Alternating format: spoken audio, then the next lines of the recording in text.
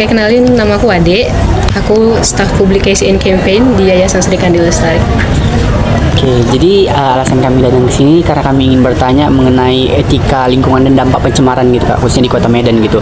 Oke, sebelumnya Yayasan Sri Kandi Lestari itu sebuah non-government organization. Nah, kita itu sebenarnya bergerak untuk isu transisi energi dan juga pemberdayaan perempuan. Dan juga kadang kita itu bicara soal keadilan ekologi bagi anak-anak.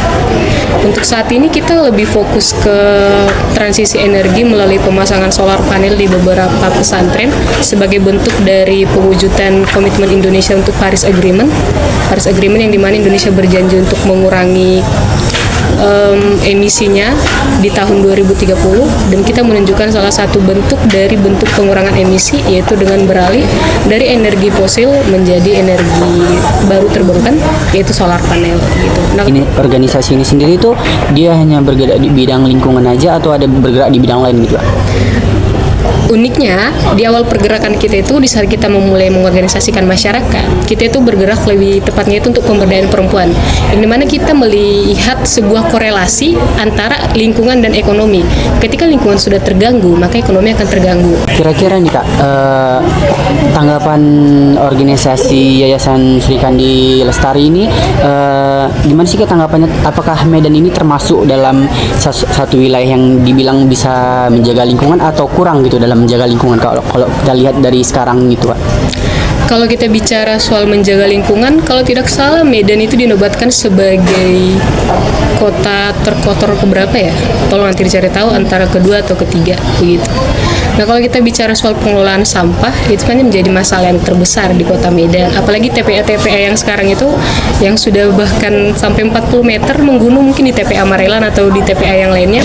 Jadi dalam segi pengelolaan sampah, Medan itu masih minim banget, apalagi soal pilah-pilah sampah, bank sampah itu masih sangat kacau. Kalau dilihat dari kayak pembangunan infrastruktur di daerah Medan itu kira-kira Kak, apakah dibilang para orang yang membangunin lah gitu, membangun infrastruktur ini, apakah kira-kira sudah tepat gitu dalam pembuangan limbahnya gitu Pak? Bicara soal manajemen limbah itu sepertinya belum maksimal ya, dan masih perlu diketatkan sih. Dan ada juga sebenarnya kalau kita bicara soal hukum, ada namanya Gakum KLHK dari Kementerian Lingkungan Hidup dan Kehutanan. Itu mereka menerima pengaduan bagi mereka yang melihat aktivitas pencemaran yang melebihi amdalnya tadi gitu, dan kita udah melakukan itu, cuman sampai sekarang memang belum ada respon dari KLHK. Berarti itu kayak yang belum jelas nih, kayak misalnya kayak pabrik yang di daerah Binjai itu ya, kayak misalnya PT Bengkel Karet baru pembuang sampah di pinggir jalan itu, lalu kayak di PT apa namanya Pak? Paku Bumi itu kayak yang keributan suaranya itu, berarti Ya, itu berarti termasuk. Itu merupakan bukti nyata ada regulasi tapi pengawasan regulasinya nggak ketat. Apakah masyarakat itu sudah maksudnya memiliki kontribusi dalam pelaporan maupun pengawasan terhadap pencemaran yang dilakukan oleh perusahaan-perusahaan maupun seperti ya contohnya itu kayak limbah masyarakat itu tadi gitu. Dari partisipasi masyarakat itu menurut Kakak gimana sih gitu? Kalau kita bicara Kota Medan, pelaporan dari masyarakat itu sepertinya Gakum ini, penegakan hukum ini belum tersosialisasikan dengan benar. Dan sebenarnya itu adalah tugas pemerintah dan juga didampingi oleh lembaga swadaya masyarakat seperti kita. Namun peran yang paling penting itu sebenarnya sosialisasi dari pemerintah sih. Kalau misalnya pemerintah mensosialisasikan dengan baik, kita ada sebuah lembaga pengaduan nih. Kalau misalnya kalian melihat ada tindakan pencemaran, laporin ke kita dan kita tindak lanjuti. Nah, masalahnya saya tanya, misalnya mahasiswa sekarang tahu nggak sebelumnya ada Gakum KLHK sebelum saya kasih tahu? Nggak tahu kan? Itu dia kurangnya sosialisasi. Jadi kalau kita bicara partisipasi itu kurang karena nggak ada sosialisasi dari pemerintah. Ada nggak satu regulasi yang kuat yang menurut Kakak, tapi regulasi ini belum belum terimplementasi dengan baik gitu. Padahal dari pandangan Kakak sendiri regulasi ini cukup kuat kalau misalnya mengenai lingkungan atau pencemaran lingkungan seperti banjir, sampah di Kota Medan seperti itu Kak. Undang-undangnya itu ada Undang-Undang Nomor 32 Tahun 2009 tentang pengelolaan dan perlindungan lingkungan hidup. Tapi tolong dicari tahu lagi, di cross check apakah ini masih relevan. Kalau misalnya undang-undang ini diimplementasikan dengan baik, harusnya cukup efektif ya. Cuman kembali lagi ke fokus tadi di awal, undang-undangnya ada, penegakannya yang nggak ketat.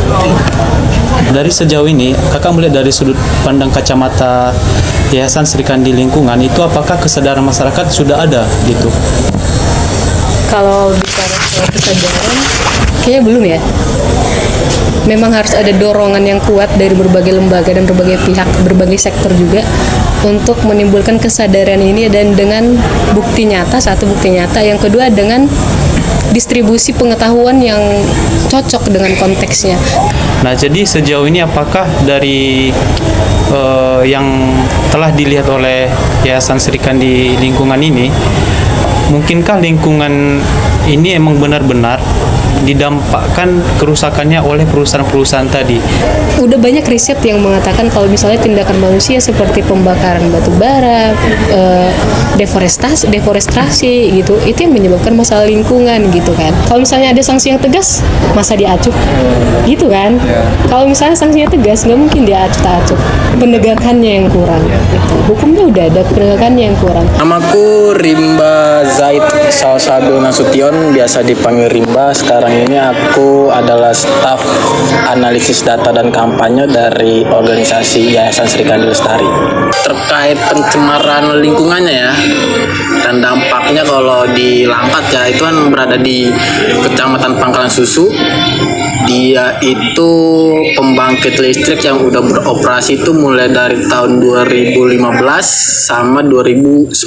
Tapi sebelum beroperasinya PLTU ini, itu di tahap masa pembangunan itu di tahun 2011. Di masa tahap pembangunan itu udah mulai meresahkan para nelayan, karena bangunan yang dibangun PLTU itu kan menyebabkan getaran tuh, dan otomatis ikan-ikan di laut tuh merasa terganggu dengan adanya getaran itu kan, kayak paku buminya dipasang di situ bergetar, akhirnya dia dan nelayan mulai berkurang penghasilannya setelah pembangunan itu beroperasi ya.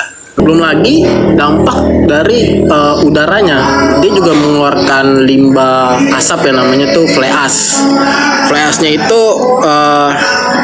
dia bisa menyebar sampai 100 km yang bisa masuk ke dalam tubuh manusia, dan itu dia masuk zatnya itu bisa melalui hidung atau bisa melalui kulit atau rambut, dan dampaknya itu kepada masyarakat adalah kesehatan yang mulai berkurang di sana itu. Tindakan dari pemerintah gitu untuk menangani kasus itu, Bang? Ya, Yayasan Sri Kandi Lestari sempat melaporkan juga bersama warga tuh melalui online-nya, kami melaporkannya tuh lewat website Gakum. Nah, di situ tuh kami membuat laporannya itu di tahun 2023 tuh hampir setiap bulan kami membuat laporan terkait pencemaran udara sama pencemaran air laut. Kami membuat laporan itu dan dibalas sama orang Gakum, dia mengatakan itu tidak terbukti. Membantu masyarakat menyampaikan aspirasinya untuk mengatasi masalah itu, ada nggak tantangan dari orang Abang sendiri selaku Yayasan Sri Kandi Lestari tadi gitu, Bang? Oh, tentu. Tantangannya ya sesama warga sendiri. Kadang tuh suka kami dibentrokan oleh sesama warga. Kalau menurut Abang sejauh ini bagaimana masyarakat di Langkat itu, Bang? Udah apakah orang itu udah memahami bahwa etika lingkungan ini tuh penting kayak gitu? Kalau masyarakat desa itu, apalagi masyarakat adat ya, kalau kita bicara tentang masyarakat yang tinggal di tingkat tapak, yang tinggal di desa, itu masyarakat yang sangat berpengaruh untuk menjaga lingkungan, dan mereka tuh sudah mengetahui etika lingkungan itu, bagaimana cara merawatnya, bagaimana cara melestarikannya. Kalau dari Yayasan Sri Kandi sendiri, Bang, udah ada nggak ini buat program edukasi untuk mengintegrasikan etika lingkungan dalam kehidupan? Oh iya, kami tuh suka buat pelatihan untuk memperkuat kapasitas ya di tingkat tapak tuh, khususnya bagi masyarakat.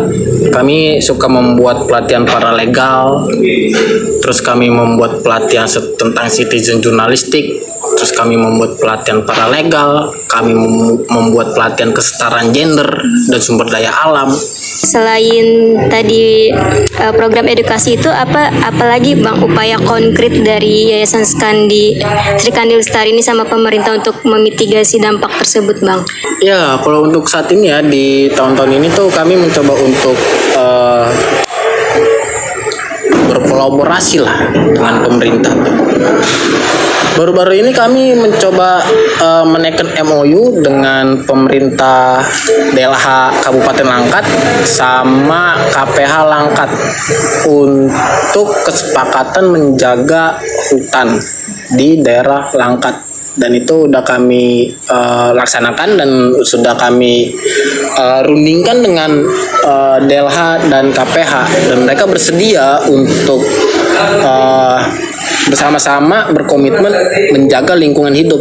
Bagaimana Yayasan Sri Kandi Lestari ini memfasilitasi kolaborasi antara komunitas lokal yang lain dan pemerintah dan juga mungkin sektor swasta gitu untuk menjaga lingkungan?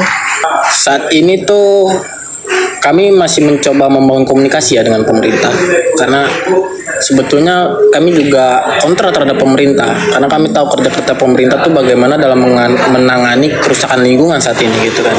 Kalau dengan masyarakat sendiri, kami telah menanam 78.000 bibit pohon mangrove di kawasan Kecamatan Pangkalan Susu dan di Desa Kuala Langkat. Sebelumnya kalau boleh tahu Bu, Ibu namanya siapa Bu? Ibu Anum. Ibu Anum. Berarti udah lama lah tinggal di sini ya Bu.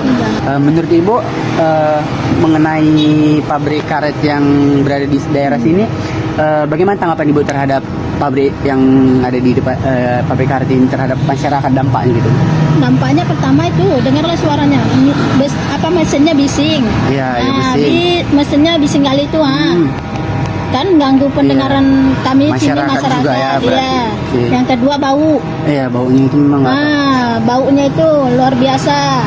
Jemuran kami aja pun kalau apa lengket baunya. Oke. Iya. Berarti kalau misalnya dari segi kesehatan ini gimana? Apakah mengganggu kesehatan masyarakat atau enggak? Iya, nggak disadari pasti ya terkena dampaknya. Terkena dampaknya. Nanti kadang-kadang ada satu musim getah masuk itu bisa satu kampung ini kami kena kayak sakit mata gitulah semua sampai satu kampung ini satu daerah kami inilah yang dekat-dekat ini. Berarti dampaknya signifikan. Iya, soalnya ada aja lah itu pasti dampaknya pasti ada, pastilah kalau kami bilang. Berarti kalau jadi masyarakat di sini ada nggak sih Bu kayak protes gitu terhadap pabrik yang dibangun di sini gitu Bu? Karena kan kita tahu bahwasannya kan pabrik ini ada khusus daerahnya gitu dibangun, bukan di pemukiman gitu. Jadi menurut Ibu ada nggak kayak protes dari masyarakat gitu terhadap pabrik ini gitu Bu? Kayaknya protes pun nggak ada gunanya. Berarti nggak dilayani, nggak digubris gitu ya Bu? Udah bantuan pun nggak pernah ada nih dari sini nih, ke masyarakat, tapi nggak tahu lah jatuhnya kemana ya ke masyarakat ini nggak ada bantuan gitu. Berarti kalau dari pemerintah desa sendiri Bu, ada nggak tanggapan yang diterima dari masyarakat terhadap keluhan ini gitu? Kayak tanggapan gitu atau hanya acuh tak acuh atau acuh yang betul, acuh tak acuh yang betul itu. Masing-masing masyarakat ini udah terima apa adanya aja udah. Karena udah lama juga berarti. Udah lama berarti Bu, dari sini, dari kecil berarti Bu sini. Dari kecil udah ada ini. Udah lama. Berarti memang dari segi yang memang dampaknya itu pasti dari bau berarti ya Bu? Bau pasti, bau. Dari kesehatan terganggu gitu. Bisingnya itu mesinnya. Iya, mesinnya berarti Bu. Nah, nanti malam kalau misalnya dia mati mesinnya udah kuping kami jadi mesin ngeng. Berarti dampaknya berarti kesehatan gitu berarti untuk pendengaran tuh udah mesinnya itu dengar sendiri kan? Iya, iya. Dari sini udah. Iya, itulah dia. Kayak mana kami yang hari-hari tiap hari. Berarti memang apakah nggak strategis tempatnya di pemukiman gitu ya Bu? Enggak. Yang dampak mesinnya itulah pasti. Nanti kalau kami ke tempat yang sunyi, kuping kami jadi mesin berdengung ya Bu? Iya, itu jadi kami.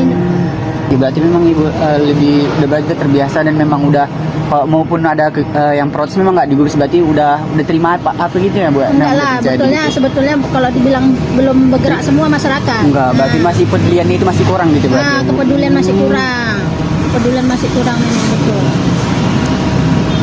Mungkin itu sih Bu yang mau ditanya karena memang mau naik dampaknya terhadap masyarakat. Dampaknya udah pasti ada, udah pastilah baunya itu. Kami jemur pakaian kami gini. Nanti orang yang satu motor sama kami, orang yang nyium baunya. Bau pakaian ya buat ya masyarakat juga tadi bilang sana bahkan bahkan di angkutan umum aja lewat gitu baunya luar bau. biasa gitu ya Bu. Iya, bau memang ya.